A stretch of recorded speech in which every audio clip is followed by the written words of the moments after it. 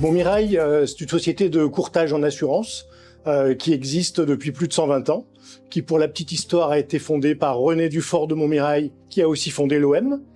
Pour la petite histoire locale, les Marseillais s'y reconnaîtront. On est filiale du groupe Verspiren depuis 2000 et on conjugue la proximité d'un courtier local avec la puissance et la force d'un courtier international.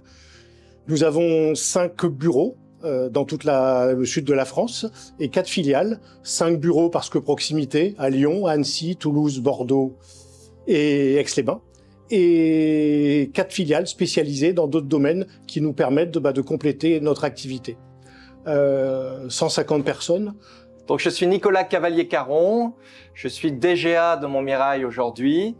J'ai 22 ans d'entreprise au sein du groupe Verspiren. Je suis lillois de base et donc ça fait 4 mois que je suis Marseillais de cœur. Mais j'ai envie de dire qu'au-delà de cette présentation institutionnelle, pour moi, Montmirail, c'est une société où j'aime que les collaborateurs, que tout le monde se sente bien.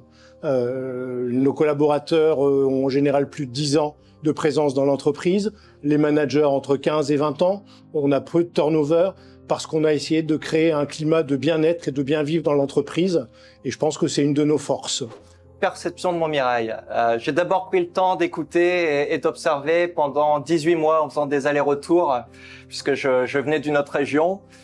Et aujourd'hui, ça fait 4 mois, je suis à 100% effectif chez Montmirail. Et donc, ma perception de Montmirail, c'est que c'est une entreprise où il fait bon vivre, avec une solidité financière, des experts métiers reconnus par les clients et les partenaires, avec un baromètre social solide.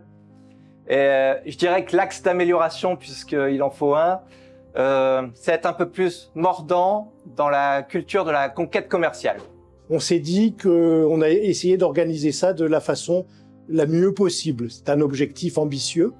Et lorsqu'avec notre président, le choix s'est porté sur Nicolas, j'ai tout de suite demandé, avant qu'il soit en poste, qu'il vienne sentir l'entreprise, s'imprégner de l'entreprise, rencontrer les collaborateurs, parce qu'on me disait, oui, qui ça va être, comment ça va se passer, toi on te connaît, lui ou elle on la connaît pas, ça va être compliqué. Je voulais vraiment éviter cette partie inutile et au contraire tout de suite entrer dans une relation saine et convenue et intéressante pour tout le monde. Avec Nicolas, on se connaît depuis très longtemps, on s'apprécie, on partage les mêmes valeurs, donc je suis vraiment serein et ravi que ce soit lui qui me succède l'année prochaine. Alors une transition sans rupture, ça passe par une transition dans la durée, ce qui permet en fait une certaine sérénité. Il faut beaucoup dialoguer, échanger. Le nouvel arrivant doit arriver avec beaucoup d'humilité en fait. Et ce que j'ai apprécié chez Vincent, c'est sa communication claire et sans ambiguïté sur le sujet.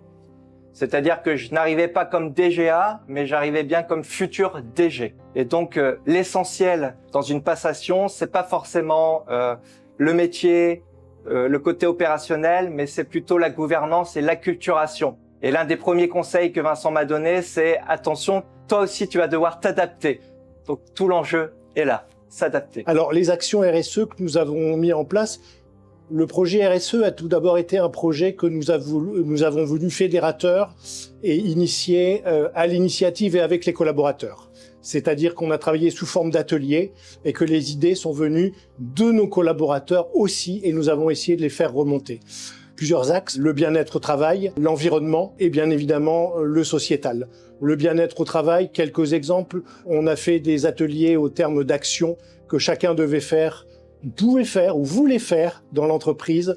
C'est un don du sang, c'est planter un arbre, c'est aider un collaborateur pour créer une unité dans ce climat de RSE.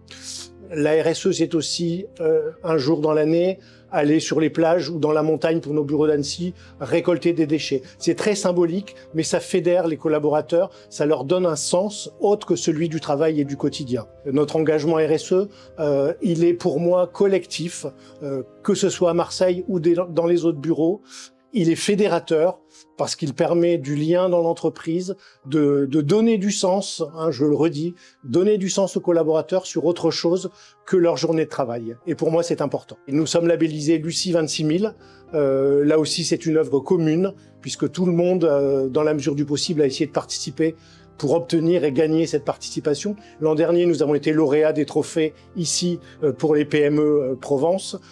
Pour nous, c'est une fierté. Soutenir la journée des réussites RSE, c'est une journée qui nous ressemble. On partage des valeurs fortes autour de la RSE, dans l'inclusion, dans la responsabilité sociétale, environnementale. Nous sommes un courtier engagé, labellisé. Et donc ce partenariat avec cette journée, finalement, c'est juste un partenariat de bon sens.